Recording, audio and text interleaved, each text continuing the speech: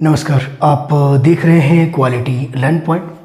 आज आपके साथ में बात करने वाला हूं HP टेट एग्ज़ाम अगर आप प्रिपरेशन कर रहे हैं तो कैसे आप जो है HP टेट प्रिपरेशन कर सकते हैं। पिछले 5 साल से एक्सपीरियंस है कि HP टेट प्रिपरेशन आपके पास अगर आप करते हो तो उसके लिए क्या क्या आपके लिए मैं सजेशन दे सकता हूं, उसके ऊपर हम चर्चा करेंगे।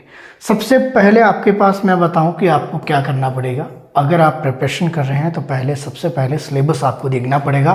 तो पहला जो आपके पास सजेशन मेरा रहेगा कि एक बार सिलेबस आप जरूर चेक करना। सिलेबस देखने के बाद फिर आप प्रिपरेशन के लिए तैयारी करेंगे। अब सिलेबस ऑफिशियल आपके पास नहीं करता है।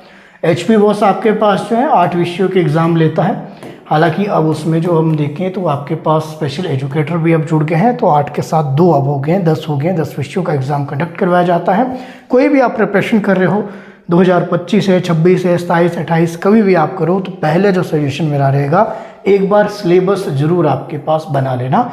और सिलेबस कैसे बनाएंगे ये मैं बताता हूँ। एक एक पर चर्चा करते हैं कि 5 सजेशन आपके पास जिससे आप HP टेट बिना किसी जो है कोचिंग के, बिना किसी गाइडेंस के, सेल्फ स्टडी के द्वारा आप इस एग्ज़ाम को क्रैक कर सकते हैं, जो कि लगभग इस चैनल के माध्यम से आपके 4000 प्लस स्टूडेंट का पिछले 5 साल में एग्ज़ाम क्रैक करके मैंने दिया है। उसी आधार पर आपको मैं बता रहा हूँ कि पहला सिलेबस कैसे बनाएंगे।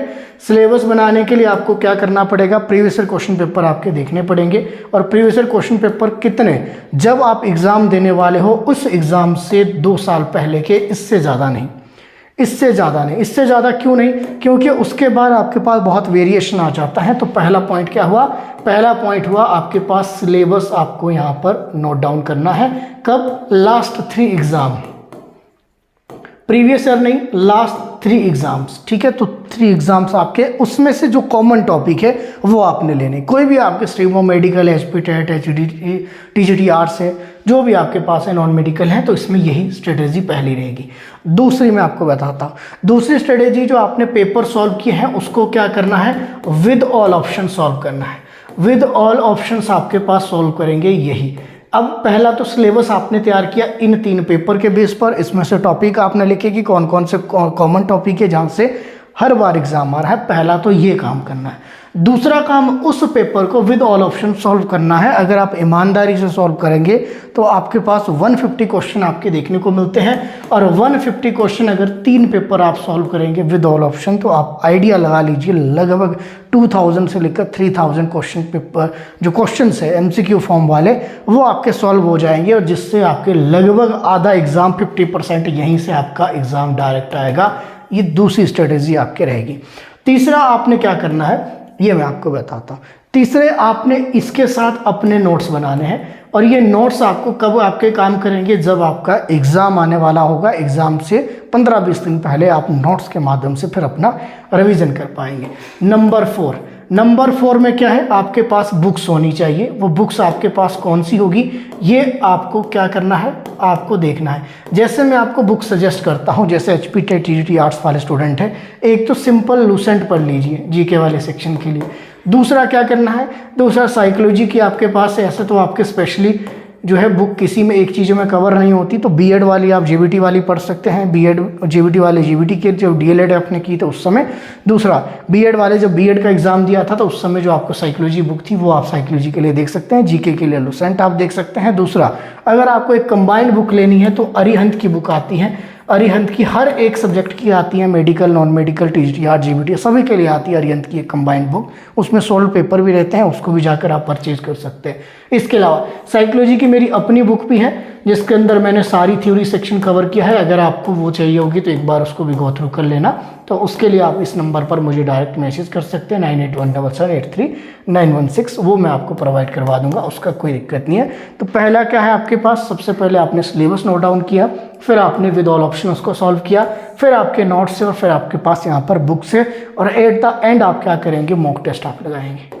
मॉक टेस्ट आपको क्या करते हैं, मॉक टेस्ट डायरेक्ट भी आपके क्वेश्चन आ जाते हैं, तो वहाँ से आपकी चीज़ें आसान हो जाती हैं। तो यहाँ पर आपके पास 5 ये सजेशन मेरे कि जब भी आप तैयारी करो तो इस हिसाब से आप तैयारी करो। ये तो सजेशन रहेंगे 5।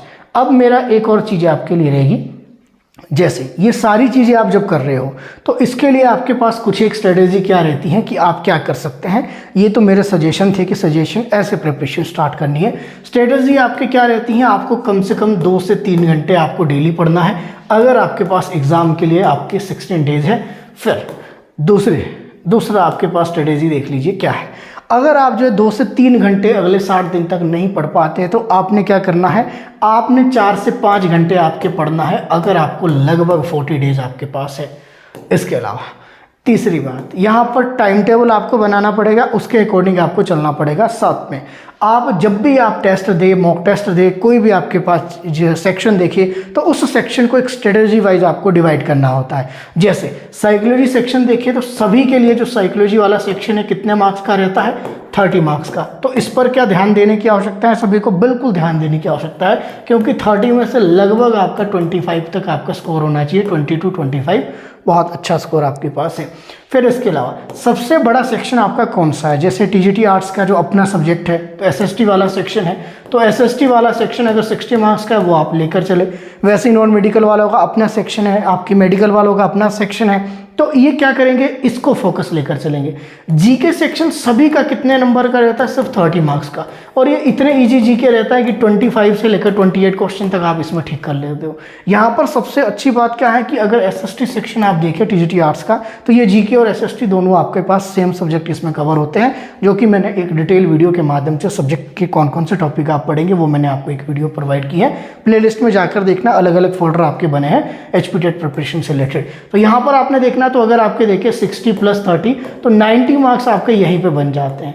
जीके एसएसटी वाला और आपके पास जीके दोनों को मिलाकर एचपीटेट टीजीटी आर्ट्स के लिए तो 90 मार्क्स यहीं बन गए। तो 90 में से आपके लगभग 70 नंबर यहीं पे आ जाएंगे, तो बात बन जाएगी। 30 में से लगभग 22 नंबर भी आ जाएंगे, तब भी आपके बात बन जाएगी, क्योंकि साइकोलॉजी सेक्शन उतना भी डिटेल में नहीं रहता है, सिंपल सी थ्योरीज आपके रहती हैं। और लगभग मैं आपको बताऊं, इस साइकोलॉजी के 30 क्वेश्चन का जो सेक्शन है, मैंने यूट्यूब जो आपके पास कंटेंट प्रोवाइड करवाया है इसी चैनल के माध्यम से, क्वालिटी लर्न पॉइंट के माध्यम से, लगभग मैं कहता हूं कि यहाँ पे आपके पास उन वीडियोज़ के थ्रू आप देखकर ही 15 से 18 मार्क्स आपके डायरेक्ट आ जाएंगे। बाकी पेपर आपके किस तरह से रहता है वो बाद में आपके डिपेंड करता है। तो ये कुछ आपके स्ट्रेटजी, अगर आप प्रिपरेशन करें आगामी एग्जाम के लिए, तो ये कुछ चीज़ें आप फॉलो करना। निस्संदेह इतना एक्सपीरियंस आपके पिछले कुछ सालों का है, जो चीज़ें मैंने देखी है बहुत बेसिक एग्जाम में, इससे ज़्यादा आपका नहीं रहता है। फिर भी कोई भी आपको गाइडेंस चाहिए होगी तो गाइडेंस के लिए मैं आपको एक व्हाट्सअप क्वेरीज का एक नंबर छोड़ देता हूँ। इस पर आपके पास हालांकि कॉल अवेलेबल कभी भी नहीं रहती है, आपको कोई क्वेरीज रहेगी तो आप इस पर मैसेज छोड़ देना। जैसे ही आपका मैसेज चेक किया जाएगा, आपकी क्वेरीज का आपके रिप्लाई कर दिया जाएगा। बाकी एचपीटेट की प्रिपरेशन के लिए और समय समय पर सारे अपडेट के लिए आप यहाँ पे मेरे साथ बने रह सकते हैं। मेरे साथ बने रहने के लिए आप सभी का तहे दिल से बहुत बहुत धन्यवाद।